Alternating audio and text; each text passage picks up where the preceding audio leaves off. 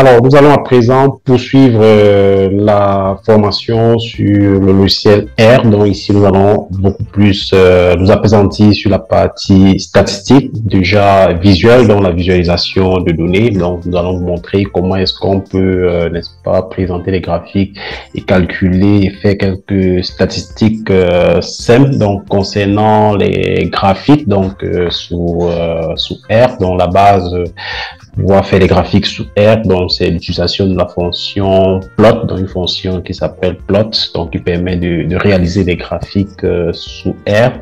Donc, à titre d'exemple, comme on a coutumé, nous allons par exemple représenter un graphique. Donc, on va tout simplement représenter un point. Donc, si on fait par exemple plot, entre parenthèses 1,3 par exemple, donc ça va représenter tout simplement le point de coordonnées 1, 3. Donc, dans l'espace, donc on peut s'essayer, donc on exécute. Donc pour voir, donc vous voyez qu'effectivement dans la console, non pas dans la console, donc au niveau de l'interface donc droite, donc vous allez voir un espace réservé au plot. Effectivement, vous voyez que le point de coordonnées 1, 3, donc voilà ce point-là qui a été représenté donc de façon graphique.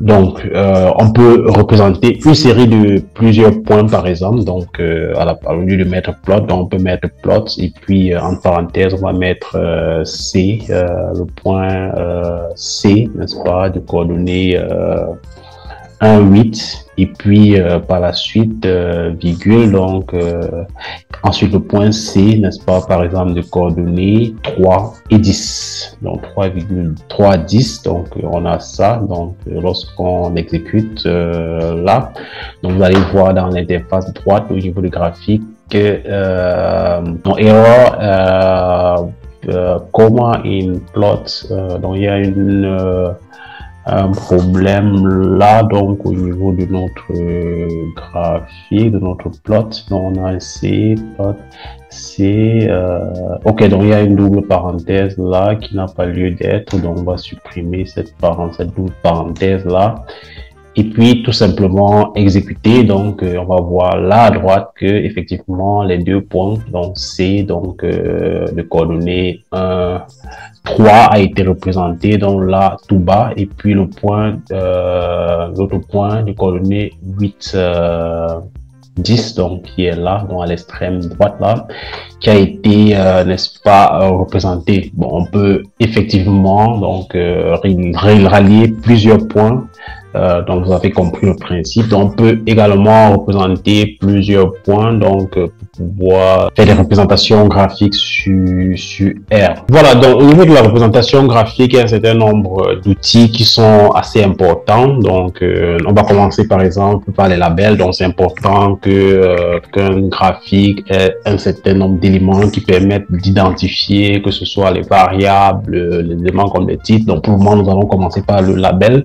Donc je vais par exemple utiliser la fonction plot pour représenter les points allant de 1 à 10, donc 1, 2 points, donc jusqu'à 10. Donc on comprend tout simplement qu'il va représenter la série allant de 1 à 10, donc virgule, donc men, donc c'est le titre, men, M-A-I-N, donc M égale, on va mettre M égale, donc entre côtes, on va mettre le titre, donc qu'on va appeler par exemple mon graphique. Voilà mon graphe, tout simplement. Donc par la suite, il y a également d'autres paramètres, donc comme xlab, donc pour dire le label de x, donc la variable qui est en abscisse, donc ici. Donc on va par exemple mettre égal à donc on va mettre tout simplement l'abscisse, on va mettre l'abscisse comme ça, donc tout simplement. Donc il y a également un autre paramètre ylab, donc y label, ylab comme ça, donc égal à quoi? Donc on va mettre l'ordonnée tout simplement. Donc, on va mettre comme ça, donc l'ordonnée tout simplement. Donc on a défini l'abscisse et puis l'ordonnée de notre graphique, donc tout simplement, et puis le titre. Donc on va exécuter, donc contrôle entrée. Donc vous voyez là qu'effectivement on a un graphique qui a représenté les points allant de 1 à 10. Voilà, donc par défaut, donc, lorsqu'on présente la série des X, donc il va représenter sur l'axe des ordonnées, numéroter les points de 1 à 10. Donc, également, donc, on a cette ligne-là, donc, qui représente les points de coordonnées 1, 1, 1, 2, 2, 3, 3, et ainsi de suite. Donc, on a là, donc, vous voyez que au niveau de l'axe des abscisses, on a A abscisse, et puis ordonné au niveau de main, on a le nom du graphique, donc qui s'appelle tout simplement mon graphe. Donc voilà, donc comment est-ce qu'on peut labelliser un graphique. Donc au niveau des graphiques, il y a également des éléments qui sont importants, donc comme par exemple l'apparence. Donc l'apparence, ça peut être caractérisé par la couleur, la taille. Donc commençons par la couleur. Donc je vais répliquer ceci, ce même graphique là, donc représenter les points de 1 à 10, donc avec les mêmes paramètres, mais je vais ajouter un autre paramètre donc qui va représenter là la couleur, donc sous R, donc le mot réservé là c'est col, donc pour couleur, donc en parenthèse il y a différents codes de couleur, donc je vais mettre par exemple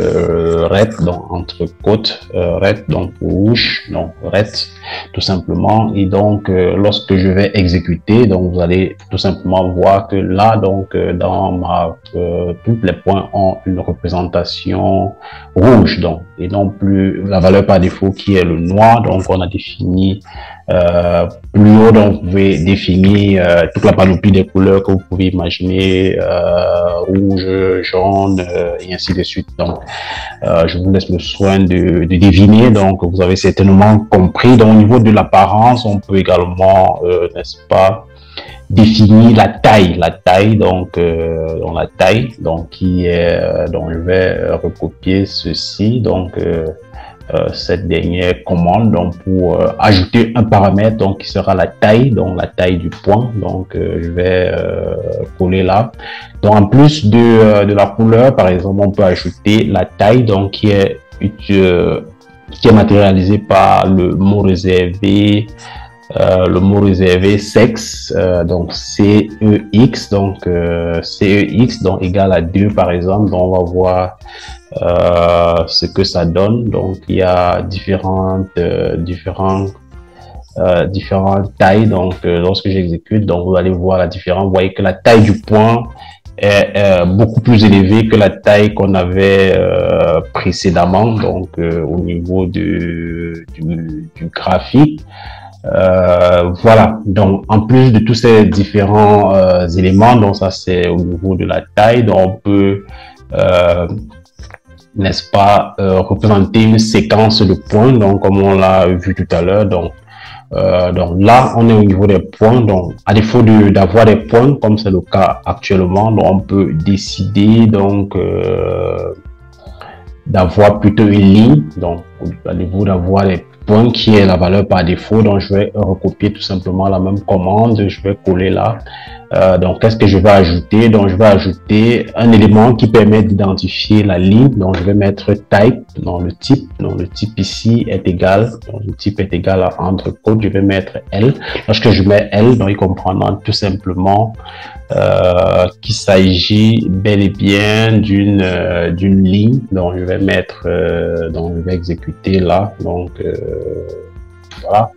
Donc, vous allez voir que là ici sur le visuel, donc on va avoir une ligne, donc pas des points comme c'était le cas précédemment de couleur rouge. Donc on peut changer par exemple la couleur pour mettre par exemple bleu. Donc on va mettre par exemple blue comme ça, ou alors tout simplement yellow. Donc je vais mettre par exemple yellow. Yellow pour orange, donc je vais exécuter. Donc vous allez voir que donc, on a là une ligne orange, donc vous pouvez multiplier les codes couleurs à votre convenance. Donc voilà, donc ces différents éléments donc qu'on peut n'est-ce pas avoir. Donc il y a également la forme du point, donc on a plusieurs formes qu'on peut avoir. Donc je vais tout simplement copier donc le dernier code qu'on a utilisé tout à l'heure. Donc je vais le coller là, donc je vais le coller là, donc notre code plot. Voilà, donc qu'est-ce que je peux ajouter? Par exemple, je peux ajouter ce qu'on appelle la forme. Donc, il y a plusieurs formes. Donc, la forme est, pour pouvoir matérialiser la forme sur un graphique, on utilise l'option PCH, donc PCH pour shape. Donc par exemple, si je mets par exemple shape 25, voilà, donc vous allez voir ce que ça va donner. Voilà, donc si je mets shape 25, donc vous voyez que voilà, donc c'est une forme normale. Donc je vais, à défaut de mettre une ligne, donc puisqu'il s'agit de ligne, donc je vais supprimer l'option ligne pour que ce soit plus visible là. Donc je vais supprimer l'option ligne, donc j'exécute. Voilà, donc vous voyez que voilà, donc vous voyez la forme 25. Donc je peux changer les codes. Donc les codes peuvent aller de 0, donc 0 pour le carré, 1 pour le rond, 2 pour le triangle, 3 par exemple pour l'étoile, pour le X. Donc si je mets par exemple 3, vous allez voir que le code sera différent. Donc ce sera par exemple ça. Donc vous voyez, donc les codes vont, je peux par exemple le code 19 par exemple, donc vous allez reconnaître certainement une forme. Donc il y a différentes formes, donc vous n'avez pas besoin de retenir forcément les différents codes. Donc vous voyez le code 19 qui est là, donc qui représente cette forme là. Donc les codes vont de 0 à 25, donc vous pouvez représenter en fonction de votre sensibilité et de l'éclat que vous voulez donner à votre graphique. Voilà, donc au niveau du graphique, donc on peut également parler de largeur, donc de largeur du graphique, donc la largeur. Donc nous allons revenir à nos graphiques, nos tout premiers graphiques, pour ne pas que ce soit assez compliqué à mettre en œuvre. Donc nous allons reprendre notre graphique précédent, donc pour pouvoir ajouter la longueur, donc la largeur du graphique. Donc on utilise width, donc on va LWD, donc LWD comme width en anglais, donc qui est par exemple égal à quoi? Donc on peut mettre par exemple 5 par exemple, donc au niveau du width. Donc on exécute, donc vous allez voir, donc voilà, donc c'est quel type de graphique. Donc on error unexpected symbol, LWD,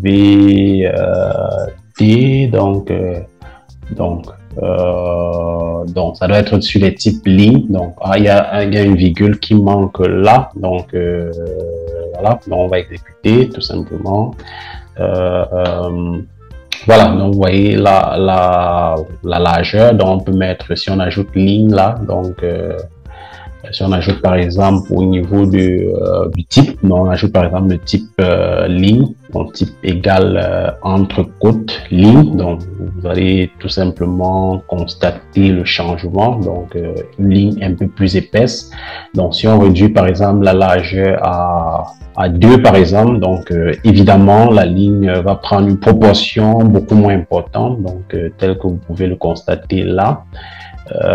Donc la largeur par défaut, donc la largeur par défaut c'est 1, donc voilà, donc si on exécute là, donc vous voyez qu'elle est beaucoup plus fine que celle qu'on avait précédemment, donc au niveau des lignes. Donc à une ligne particulière, on peut y ajouter du style, hein. On peut également ajouter du style, donc ça peut être des pointillés, ça peut être de traits continus, ça peut être voilà, donc des différentes formes de lignes que vous pouvez. Donc je vais reproduire la commande précédente. Donc au niveau du style, donc on peut mettre, donc pour pouvoir désigner le style, on utilise LTY, donc pour désigner le style, donc LTY, donc égal par exemple, donc je vais prendre par exemple le style 3, donc tout simplement pour que vous voyez, donc vous pouvez vérifier les différents styles qui existent, donc c'est pas donc un secret. Donc vous voyez par exemple le style 3, donc qui sont des pointillés. Donc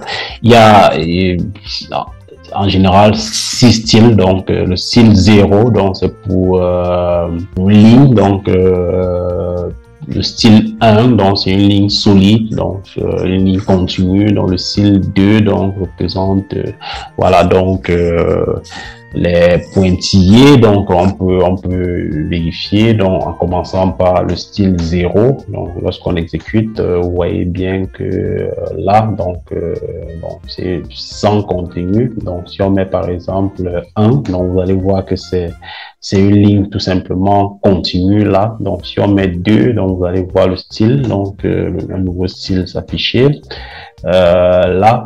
Donc, vous voyez que c'est une ligne discontinue. Donc, on peut aller au 3. Donc, vous voyez qu'il y a à chaque fois une différence au niveau du style. Donc, au niveau du style, donc, on peut passer à 4 également. Donc, pour voir la différence.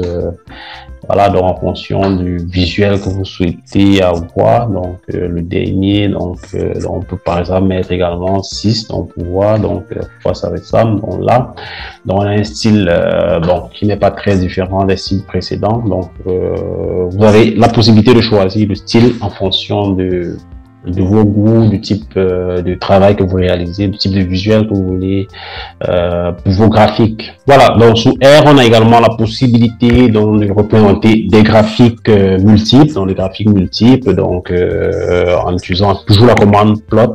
Donc, on va d'abord faire un plot en haut et en bas, on va faire une ligne donc pour pouvoir distinguer. Donc, à titre d'exemple, on va par exemple associer à ligne 1, donc on va par exemple lui affecter donc la valeur qui va prendre par exemple les éléments 1, 2, 3, 4, 5 et puis 6 par exemple. Donc tout simplement, donc, ou alors 10.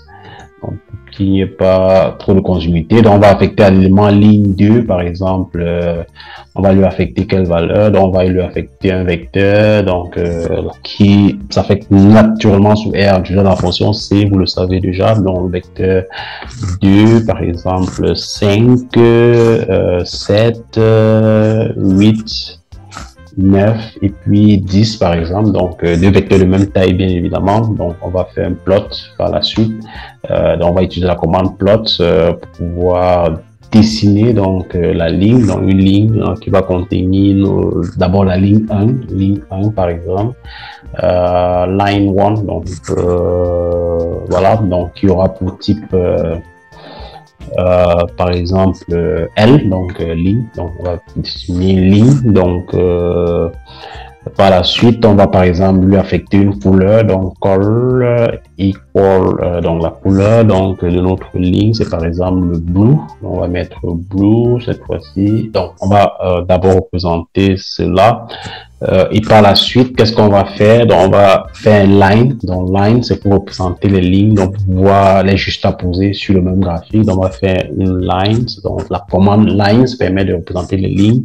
Le X ici, c'est ce qu'on a appelé lines 2, dans ligne 2. Donc, par la suite, qu'est-ce qu'on va faire? Donc, on va associer un type qui sera quoi? Un type qui sera toujours L, donc comme plus haut. Donc, ensuite, on va également associer une couleur, donc color equal, par exemple, donc on a affecté le blue, on peut mettre red cette fois-ci. Donc, on va sélectionner toutes nos 4 lignes de commande. Donc, dans la première ligne, on affecte un vecteur ligne, un deuxième vecteur ligne, et par la suite, on dessine la ligne 1, donc, et ensuite on associe la deuxième ligne en utilisant la commande ligne, puisque en utilisant une fois de plus la commande plot, les deux ne pourront pas apparaître sur le même graphique. Donc lorsque j'exécute là, donc vous allez voir que là donc apparaissent donc les deux lignes, l'une en rouge et l'autre en bleu, donc sur le même graphique. Donc concernant les graphiques, donc, on peut également représenter un nuage de points, donc un nuage de points qui n'est rien d'autre qu'un graphique qui représente une relation entre deux variables quantitatives. Donc voilà.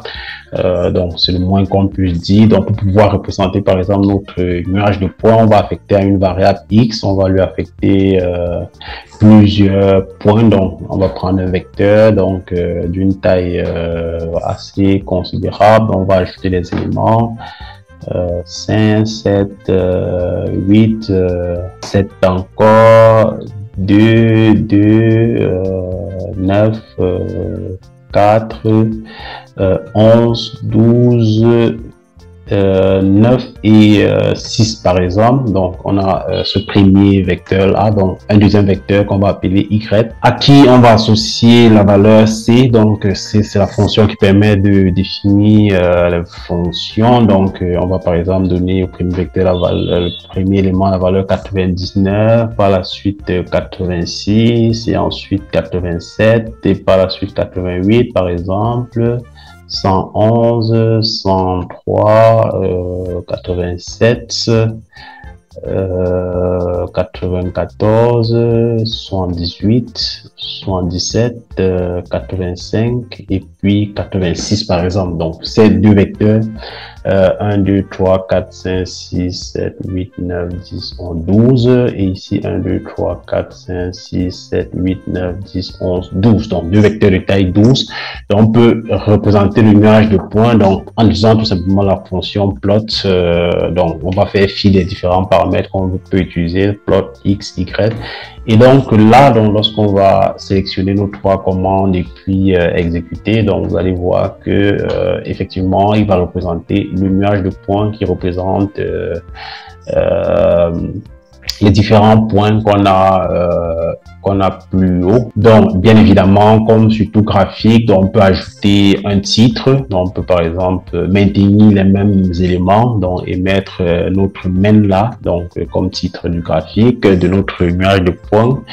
Donc main là, donc on va par exemple appeler observation de voiture. Donc on va tout simplement dire par exemple observation. Donc observation de voiture comme titre. Donc on peut mettre un label pour X par exemple. Donc vous allez certainement deviner X Lab. Donc pour X, donc on va donner comme X comme label à X l'âge de la voiture. Donc on a l'âge de la voiture. Et puis en nom donné, donc Y Lab, on va mettre tout simplement. Donc qu'est-ce qu'on va mettre? On va mettre la vitesse. Donc dans la vitesse de la voiture, donc tout simplement. Donc là, donc, on va exécuter. Donc vous voyez le point qui est là, donc avec les différents labels. Donc on a l'âge, la vitesse, on a le titre, observation de voiture. Donc, on a la variation de la vitesse en fonction de l'âge. Donc tel qu'on peut voir sur le graphe, l'âge, la vitesse diminue au fur et à mesure que l'âge augmente, la vitesse diminue. Donc voilà, donc une voiture qui est âgée est de moins en moins performante. Donc, voilà, comme autre type de graphique qu'on peut avoir sous R, donc on a les camemberts, donc ou alors les diagrammes circulaires. Donc pour pouvoir représenter un camembert caractérisé par les différentes fréquences, les différentes modalités. Donc pour pouvoir représenter notre camembert, donc on va affecter une variable x, donc qui va représenter les fréquences d'une variable donnée, donc les différentes fréquences. Donc on va lui affecter donc les différentes valeurs en utilisant le vecteur, la fonction c. Donc notre vecteur de fréquence sera par exemple 10 pour le premier élément, 20 et ensuite 30 et 40 également par exemple. Donc voilà les différentes fréquences donc de notre graphique. Donc on va tout simplement utiliser la fonction pie, donc comme pie chart en anglais, donc pie et puis x. Donc lorsqu'on va exécuter ces deux commandes, donc après avoir affecté à x la valeur, donc vous allez voir qu'effectivement on a un camembert là, donc qui représente les différents éléments 1, 2, 3, donc une numérotation aléatoire, donc avec des couleurs également aléatoire, donc pouvoir différencier les différents éléments. Voilà, donc lorsqu'on a fait un graphique comme ça, donc il n'est pas parlant, donc il faut par la suite pouvoir associer à chacun des éléments un label. Donc on peut labelliser notre diagramme circulaire, et donc comme dans les cas précédents, donc on va utiliser les différents on pourra définir de nouvelles fonctions qui nous permettront de définir les labels. Donc pour cela, par exemple, on va créer par exemple un vecteur donc qui va représenter chacun des éléments qu'il y a ici. On va créer par exemple un élément qu'on va appeler mes labels par exemple, donc à qui on va affecter, n'est-ce pas, différentes valeurs les valeurs auxquelles on va l'affecter. Donc, on va affecter par exemple la première valeur. Donc, on va par exemple affecter la valeur pomme. Donc, pomme. Donc, on peut dire que par exemple, la première valeur représente la fréquence des pommes. Par la suite, on va par exemple affecter à le deuxième élément banane. Tout simplement, donc comme 20, donc représenterait par exemple la fréquence des bananes. Si on a des fruits, donc les fréquences des fruits, donc on a par exemple également les cerises, on peut également avoir les cerises par exemple, également on peut avoir comme dernier fruit par exemple la date comme dernier fruit. Donc on a défini notre vecteur qu'on va associer aux différents éléments. Donc par la suite, qu'est-ce qu'on va faire? On va faire notre paille, donc j'ai notre fonction paille, donc pour x, donc x est le premier élément dans le vecteur de fréquence. Donc par la suite, on va lui affecter un label, par exemple label égale c'est qu'on vient de définir dans mes labels. La fonction mailAbel qu'on a définie plus haut que voici.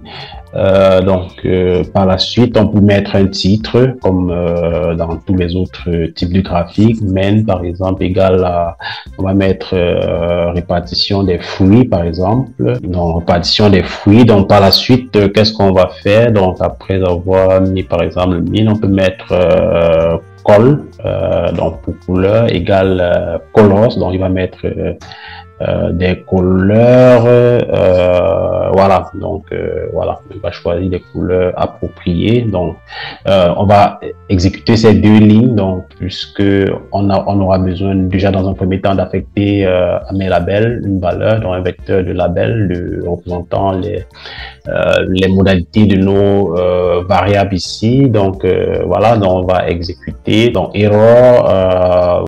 Donc il y a un petit souci. Le souci c'est que le C, dans le C qu'on a oublié là comme fonction, donc c'est ça le souci. Donc on va sélectionner une fois de plus et puis tout simplement exécuter. Donc il y a une autre erreur in respected color attempt to replicate non-vector. Donc on va supprimer l'option couleur là, donc color là. Donc on va n'est-ce pas réexécuter notre commande. Donc voilà, donc vous voyez donc notre camembert est bien représenté là, donc avec le titre, répartition des fruits. Donc on a là la banane, la pomme, la date et puis la série. On peut également définir un vecteur de couleur. Donc on va définir par exemple un vecteur qui va s'appeler colors qui va être égal à quoi? Donc on va lui affecter la valeur. Donc on va affecter à notre vecteur colors, on va lui affecter par exemple différentes valeurs. Donc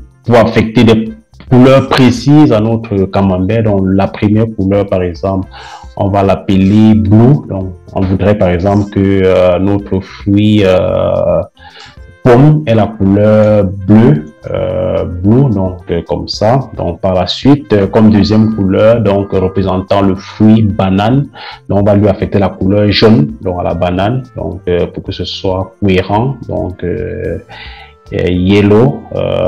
Par la suite, notre troisième fruit qui n'est rien d'autre que la cerise. Donc on va lui affecter la couleur, on va utiliser le code green pour vert. Donc notre cerise sera green tout simplement pour vert. Donc par la suite, on va affecter à notre dernier fruit qui est la date. Donc on va lui affecter la couleur noire, bien évidemment. Donc noir, donc c'est black tout simplement, black. Donc par la suite, qu'est-ce qu'on va faire? Donc on va reproduire notre graphique, notre pie chart là. Donc on va répliquer cela ici et par la suite on va ajouter une option. Donc on va ajouter les couleurs. Donc call égale donc pour la couleur, donc on va l'affecter à la couleur, le vecteur de couleur qu'on vient de définir, qui va s'appeler colors. Donc, si on sélectionne et qu'on exécute, vous allez voir tout simplement que les différentes couleurs seront respectées. Donc, jaune pour banane, pomme pour vert, la date noire et puis la cerise. Donc, on peut affecter différentes couleurs en fonction de la cohérence qu'on aimerait donner à nos différents graphiques. Voilà, donc tout comme dans le cas de Camembert, on peut également faire des diagrammes en bas. Donc, le diagramme en bas est caractérisé par en fait, la représentation d'une variable qualitative, donc avec les effectifs. Donc, on va définir les variables. Donc, on va par exemple définir notre variable ici pour pouvoir représenter notre diagramme en bas. Donc, on va affecter à notre variable x. On va affecter par exemple la valeur, un vecteur, donc utilisant la fonction c. Donc, on va affecter au premier élément de notre vecteur de variable. Donc, on va par exemple l'appeler a tout simplement. Virgule, donc on aura par la suite B, suite donc je vais mettre en majuscule, donc ensuite je vais avoir C et D, donc par exemple, voilà, donc C et D, donc enfin comme différentes réalisations de notre variable. Donc on va également affecter à une autre variable Y, donc on va affecter à Y une valeur, on va affecter à Y une valeur, donc des chiffres, donc représentant les fréquences de chacune des variables. Donc la première variable par exemple pour fréquence 2, ensuite 4, ensuite 6 et ensuite 8 par exemple. Donc, on va faire la commande qui permet de représenter les diagrammes en bas, c'est tout simplement barplot, donc barplot, comme ça. Donc, ça s'écrit comme vous le voyez là, donc barplot, donc entre parenthèses, on aura Y, donc Y, ce sont les fréquences. Et puis, donc, comme deuxième élément, donc nim.argument, nims.argument, voilà, donc c'est ça, donc égal, donc nim.argument égale x, donc les arguments donc sont là, donc on va sélectionner nos 3 lignes de code, donc d'abord l'affectation des différentes modalités, ensuite les fréquences des différentes modalités, et puis la commande barplot, donc qui permet de décider les différentes barres dont on va exécuter. Et donc, vous voyez qu'effectivement, on a là notre diagramme en bas qui représente les différentes fréquences pour différentes modalités. Donc, bien évidemment, comme dans le cas des diagrammes en bas, on peut ajouter donc des couleurs. Donc, on peut ajouter des couleurs. Donc, on peut décider par exemple que tous nos éléments soient rouges. Donc, on peut affecter par exemple un col. Donc la valeur red par exemple, donc red, donc pour rouge, donc on peut décider que toutes nos barres soient rouges, donc on va représenter, donc vous voyez là que nos barres sont effectivement rouges, donc en termes de couleur. Donc bien évidemment, on peut également définir la densité ou bien la texture du graphique, donc en faisant exactement la même chose que précédemment avec la même couleur par exemple, mais on va ajouter une option là, donc qui sera par exemple density, donc qui sera density qui est le mot qui est utilisé sous R, donc pour la densité, density égale 10 par exemple, donc on va exécuter, donc vous voyez la densité, donc vous voyez la densité c'est 10, donc au fur et à mesure qu'on augmentera, donc le graphique sera davantage dense. Donc si je mets 25 comme densité, vous verrez que donc il devient de plus en plus dense de couleur rouge. Donc je peux mettre par exemple la densité à 100, vous verrez le changement, donc il sera de plus en plus dense, donc la densité augmentera comme vous pouvez le constater là. Donc voilà, donc on peut définir la densité, donc puisque la barre ne soit pas très pleine, donc en fonction de la représentation qu'on veut avoir. Donc également on peut également voir la largeur, donc la largeur de la barre, donc on peut définir les différentes largeurs. Donc je peux donc recopier cette commande là, donc je peux répliquer là ici. Donc qu'est-ce que je vais ajouter? Je vais ajouter la largeur. On a déjà vu pour les autres que la largeur, on utilise la fonction width, width donc pour la largeur, donc width comme ça. Pour la largeur, donc sera égal à C, donc en parenthèse par exemple 1 pour le premier, 2 pour le deuxième, 3 donc et 4 donc pour que la densité soit bon, plus ou moins proportionnelle à l'effectif. Donc voilà, donc c'est un peu ça l'idée. Donc on va représenter, donc vous voyez que là donc le graphique est d'autant plus dense que l'effectif est élevé, donc pour avoir une grandeur proportionnelle à l'effectif. Donc ça, c'est les applications. Donc on peut également décider par exemple de représenter, à défaut de représenter un graphique horizontal, donc on peut le mettre vertical. Donc pouvoir le faire, donc on va copier l'une des commandes là, donc on va ajouter une option, donc l'option qu'on ajoutera ici, donc pour avoir la verticale, c'est horizon, horis, donc pour horizontal, horis equal, donc on va mettre true, l'horizontalité égale vrai. Donc lorsqu'on va exécuter, donc vous allez voir que tout simplement notre graphique va prendre la représentation horizon, et donc voilà, donc avec les mêmes couleurs qu'on a prédéfinies à la base. Voilà, donc passons à une notion plutôt différente, donc qui est la statistique proprement dite sous le logiciel R. Donc il faut rappeler ici que la statistique, c'est une science qui permet d'analyser les données puis de conclure par rapport aux données, donc les résultats. Donc et donc à titre de rappel également, le logiciel R a été développé par deux statisticiens. Donc la raison pour laquelle dans un premier temps ils ont orienté le logiciel R vers l'analyse statistique, donc ce qui est tout à fait logique.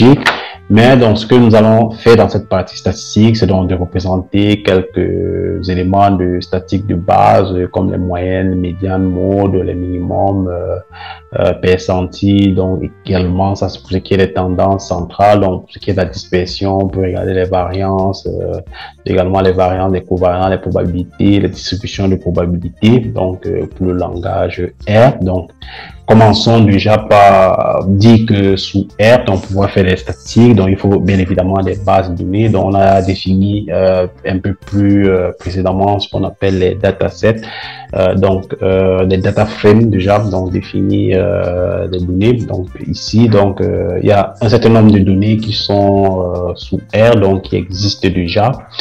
Et donc qu'on peut utiliser. Donc l'exemple qu'on va prendre par exemple ici, donc c'est la base de données qui s'appelle MTK. Donc MTK, donc c'est une base de données qui représente les données sur les véhicules, donc avec le caractéristique et autres MTK. Donc si j'exécute donc tout simplement cette ligne là, donc vous allez voir donc que ici dans la console il affiche dans les caractéristiques de ma base de données MTK. Donc voici les différentes variables MPG, cycle, display, HP, drop. Donc voilà les différentes variables. Donc, on pourra voir les différentes descriptions qu'on peut avoir plus tard. Donc il y a par exemple dans les Mazda R x4, les Mazda R4 WAG, on a Datsun, voilà, donc on a différentes marques de véhicules qui y a là avec leurs caractéristiques. Donc vous pouvez voir donc toutes les différentes marques de véhicules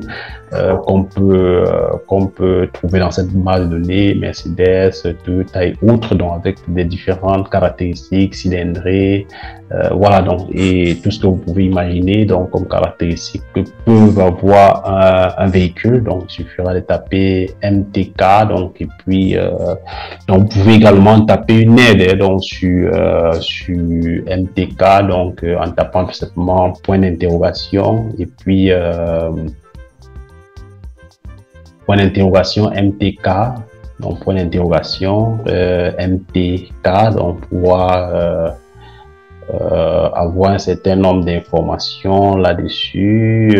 Voilà, donc lorsqu'on tape donc informations vont apparaître là, donc, au niveau de l'aide, help, donc dans l'interface de droite, donc monitor train car road test, donc the description.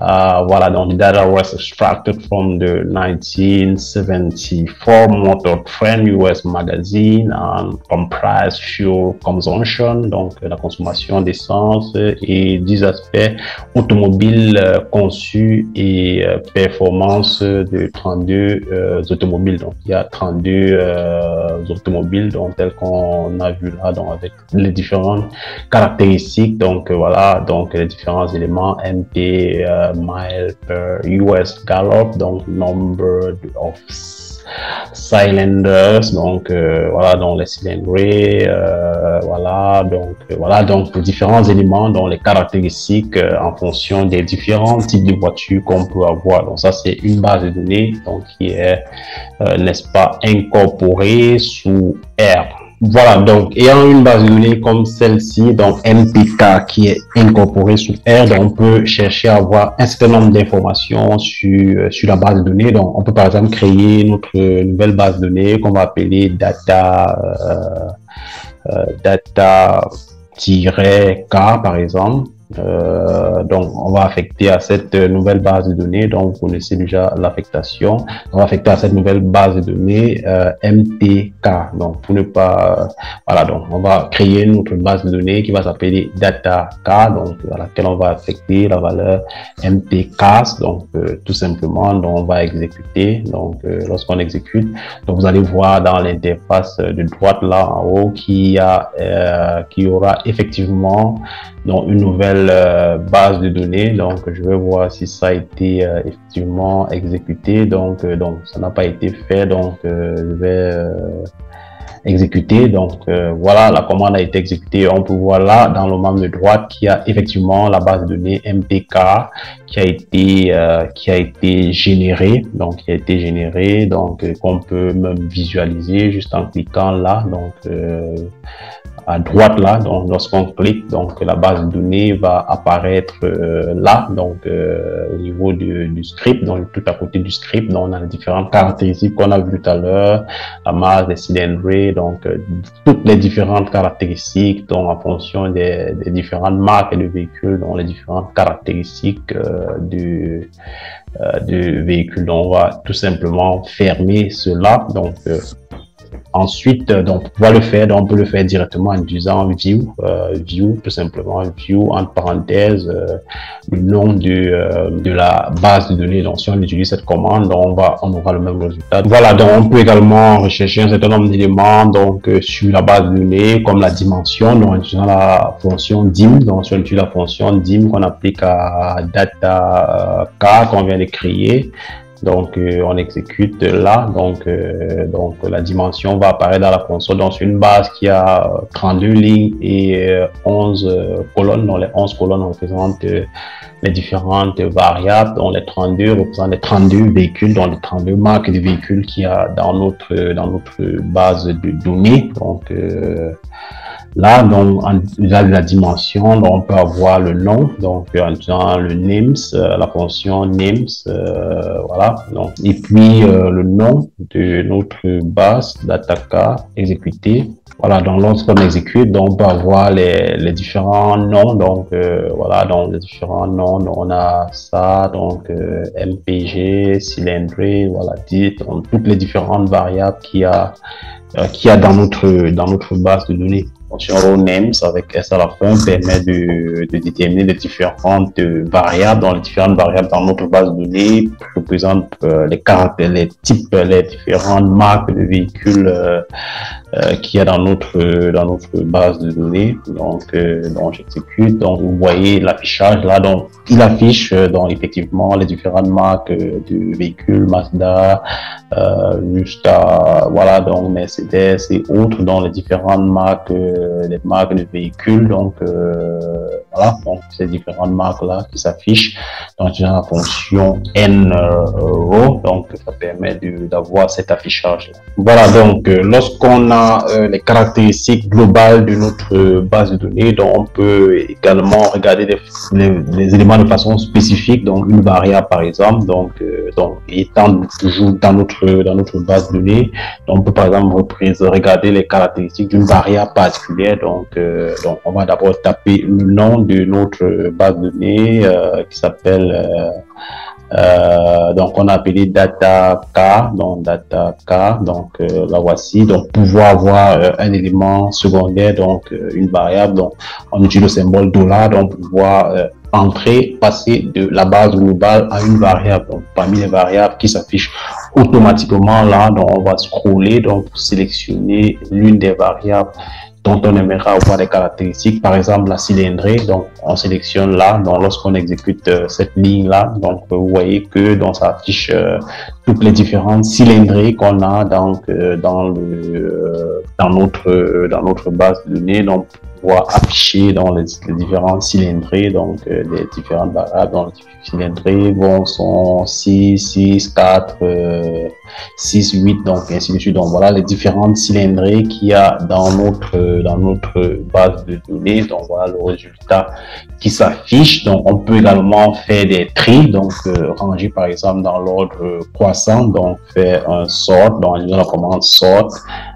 pouvoir ranger dans l'ordre croissant, donc trier ma variable. Donc je peux tout simplement copier le nom, donc base de données, $ et puis variable. Donc lorsque j'exécute cette ligne là, donc vous voyez qu'il a effectivement trié dans les cylindrées, donc allant de 4 jusqu'à 8. Donc les cylindrées sont 4, 6 et 8. Donc il y a 3 cylindrées, donc plus précisément.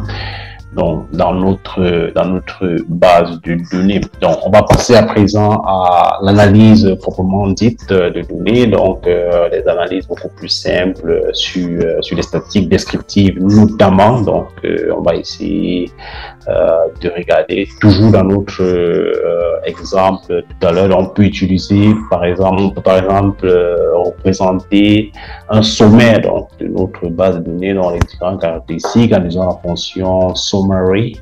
Summary donc permet, n'est-ce pas, de donner une description sommaire de notre base de données data. Donc par exemple, donc lorsqu'on exécute ça, donc vous voyez que le summary s'affiche là, donc avec le summary variable par variable. Donc on a par exemple pour la variable MPG, donc on a le minimum, le premier quartile, la médiane, la moyenne, le troisième quartile, le maximum.